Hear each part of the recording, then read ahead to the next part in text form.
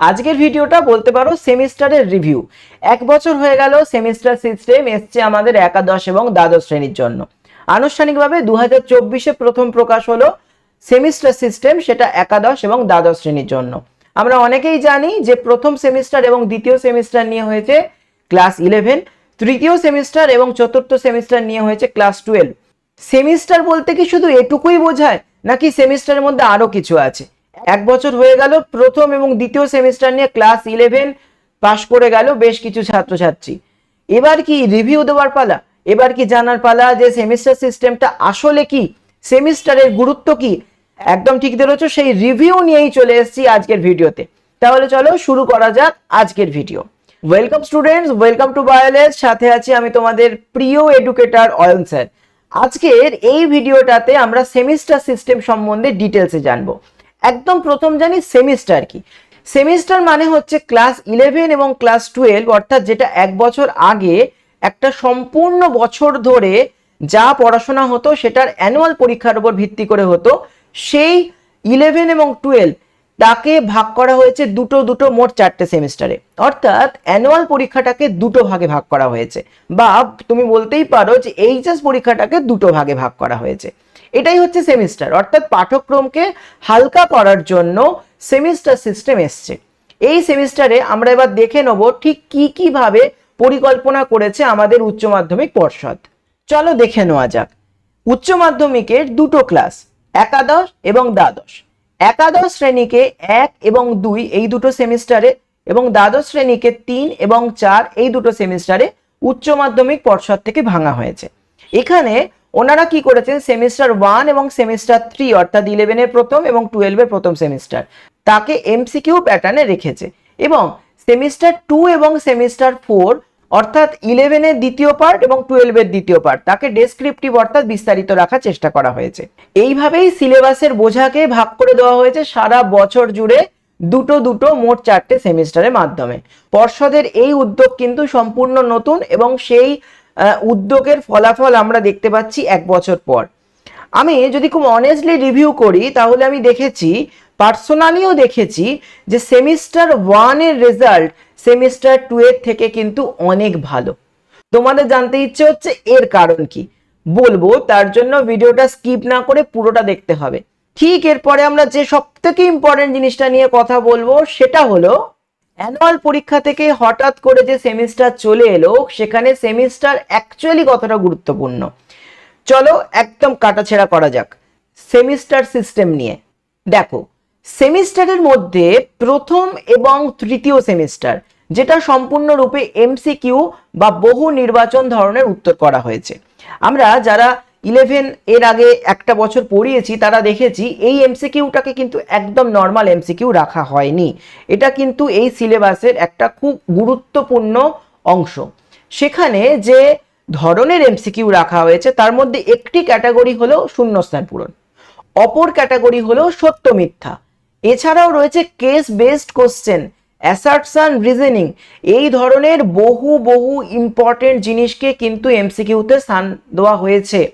এখানে পর্ষদের পক্ষ থেকে যে মূল ভাবনা চিন্তা নিয়ে এই এমসিকিউটা করা হয়েছে সেটা হচ্ছে কম্পিটিটিভ ফিল্ড, অর্থাৎ বিএসসি, বিকম, বিএ ছাড়াও বেশ কিছু কম্পিটিটিভ পরীক্ষা হয়, বেশ কিছু এন্ট্রান্স পরীক্ষা হয়। সেই এন্ট্রান্স এবং কম্পিটিটিভ পরীক্ষাগুলোয় যাতে আমাদের বোর্ডের ছেলেমেয়েরা ইংলিশ মিডিয়াম অর্থাৎ সিবিএসসি, আইসিএসসি বোর্ডের সঙ্গে সমানভাবে পাল্লা দিতে পারে, শুধুমাত্র সেই কথা ভেবেই কিন্তু এমসিকিউ প্যাটার্ন করা হয়েছে।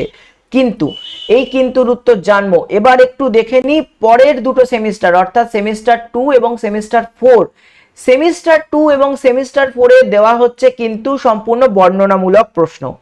সেখানে কি করতে হচ্ছে, সেখানে লেখা পরীক্ষা, অর্থাৎ তোমরা যেমন এতদিন ভাবে পরীক্ষা দিয়ে এসছো, যেরকম কোশ্চেন অ্যান্সার লিখতে হতো, সেই ডেসক্রিপটিভ কোশ্চেন অ্যান্সার সেমিস্টার 2 এবং সেমিস্টার 4-এ দেওয়া হচ্ছে। যারা সদ্য 11-এ উঠেছো তাদের জন্য বলছি, এমসিকিউ পার্টটা তোমাদের ফার্স্ট সেমিস্টারে আছে এবং ডেসক্রিপটিভ পার্টটা তোমাদের সেকেন্ড সেমিস্টারে আছে।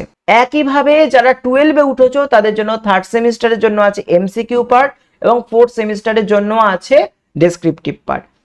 এবার এমসিকিউ এর মধ্যে দেখো সাধারণত তোমার কোন কোন জায়গায় গ্রো হতে পারে।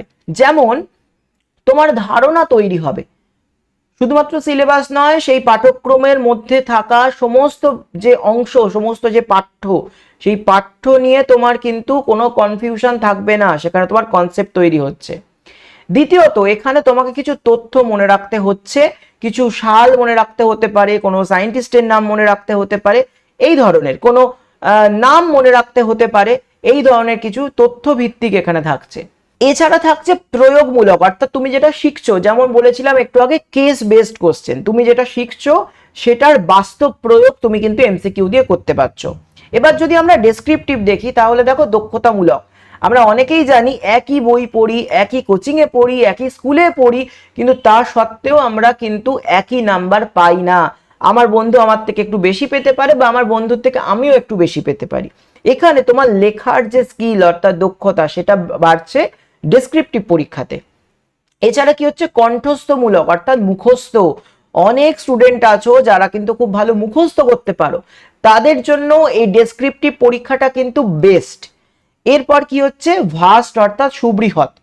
তুমি যদি এইভাবে ভাবো যে আমাকে অনেক কিছু পড়তে হবে, সেখান থেকে সমস্ত কিছু পয়েন্টস মনে রেখে লিখতে হবে, তাহলে আমি বলবো সুবৃহৎ। এমসিকিউর ক্ষেত্রে একটা হয়তো হিন্টস তুমি পেয়ে যাও, তোমার প্রশ্নের সঙ্গে সেখানে যে 4টে অপশন আছে সেটা দেখে তোমার মেমোরাইজ করতে পারো, তুমি হয়তো মনে করতে পারো যে আচ্ছা হ্যাঁ এই উত্তরটা আমি পড়েছিলাম, আমার মনে পড়ে গেল। কিন্তু তুমি ডেসক্রিপটিভের ক্ষেত্রে সেটা পারবে না, তোমাকে সম্পূর্ণ মনে রাখতে হবে, সম্পূর্ণ মুখস্থ করতে হবে, সেই সুবৃহৎ সিলেবাস মুখস্থ করে তবেই পরীক্ষায় যেতে হবে। এইবার আসি আজকের কাটাছেঁড়াতে। এই কাটাছেঁড়ার মধ্যে আমি প্রথমে এই সিলেবাসের বেশ কিছু ভালো দিক তোমাদের বলবো। কি কি ভালো দিক আছে না, প্রথম হচ্ছে এমসিকিউ যে পার্টটা করা হয়েছে সেখানে একাধিক ধরনের প্রশ্ন আনা হয়েছে। কোনো প্রশ্নে অ্যাসারশন রিজনিং অর্থাৎ কারণ এবং তার ফলাফল সেই নিয়ে প্রশ্ন, কোনো সেগমেন্টে আছে যে কলম মেলানো, কোনো জায়গায় আছে শূন্যস্থান পূরণ, কোনো জায়গায় আছে কেস বেসড কোশ্চেন। যেমন তোমাকে একটা প্রশ্ন দেওয়া হয়েছে যে একজন কৃষক সে তার জমিতে আগাছা কি করে নষ্ট করবে। 2,4-D বলে অক্সিনের একটা প্রকারভেদ আছে যেটা আগাছা নাশক, তো সেটা সে স্প্রে করবে, সে কেন খেটে আগাছা কাটতে যাবে। অর্থাৎ এই ধরনের প্রয়োগমূলক কনসেপচুয়াল প্রশ্ন কিন্তু এমসিকিউতে দেওয়া হয়েছে। এর থেকে একজন স্টুডেন্ট যে প্রকৃত ভালোভাবে সিলেবাসটা বুঝেছে, ঠিকঠাকভাবে পড়েছে, সে ভালো অ্যান্সার করতে পারবে। আমি যদি ঘুরিয়ে বলি একজন টিচার হিসেবে, তাহলে তাকে আমরা ভালো করে মূল্যায়ন করতে পারবো। কিন্তু এখানে তার ডেসক্রিপটিভ স্কিল নষ্ট হয়ে যাচ্ছে, অর্থাৎ সে ভালো সুগঠিতভাবে লিখতে পারছে না।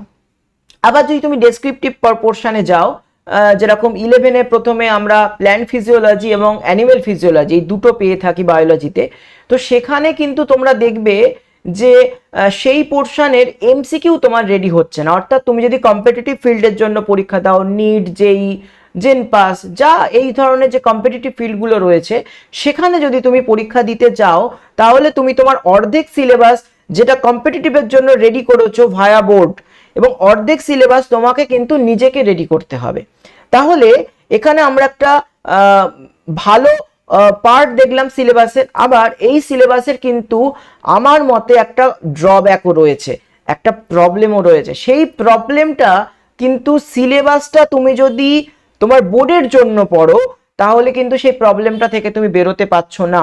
অর্থাৎ যারা সিলেবাস করেছেন, যারা এত ভাবনা চিন্তা করে এই সিলেবাস পরিকাঠামো এনেছেন, তোমাদের মাথা থেকে বোঝা সরাতে চেয়েছেন, তারা হয়তো কোনো একটা জায়গায় আমার দৃষ্টিভঙ্গি থেকে কম্পিটিটিভ ফিল্ডের জন্য তোমাদের তৈরি করতে গিয়ে হাফ সিলেবাস তোমাদের তৈরি করে দিতে পারছেন না।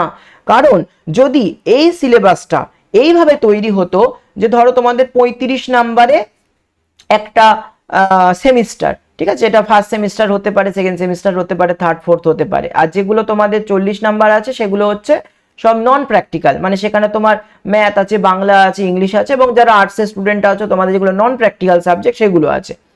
ঠিক আছে, তো 35 কিসে হচ্ছে, ফার্স্ট সেমিস্টারে হচ্ছে, আবার একইভাবে সেকেন্ড সেমিস্টারেও হচ্ছে, আবার তুমি যদি দেখো থার্ড সেমিস্টারেও হচ্ছে, আবার ফোর্থ সেমিস্টারেও হচ্ছে। কিন্তু আমাকে একটা কথা বলো, যে ছেলেটি বা যে মেয়েটি এই 35-এর জন্য শুধু এমসিকিউ তৈরি করলো কম্পিটিটিভ ফিল্ডের জন্য, সে কিন্তু এমসিকিউটা বানিয়ে ফেলেছে। আবার সেরকমটার জন্য সেটা হচ্ছে ফার্স্ট সেমিস্টার এবং থার্ড সেমিস্টার, কিন্তু সে সেকেন্ড সেমিস্টার এবং ফোর্থ সেমিস্টারের জন্য তার এমসিকিউ প্যাটার্নটা বানাতে পারলো না। অর্থাৎ তার কনসেপচুয়াল যে পার্টটা সেটা হয়তোবা পুরোপুরি গ্রো হলো না। আমার কথাটা নিশ্চয়ই তোমরা বুঝতে পারছো। তাহলে এই সেমিস্টার সিস্টেমের একটা কিন্তু ড্রব্যাক এসে গেল। তুমি কনসেপ্ট তৈরি করছো কোথায়? তোমার ফার্স্ট সেমিস্টারে। তুমি কনসেপ্ট তৈরি করছো কোথায়? তোমার থার্ড সেমিস্টারে।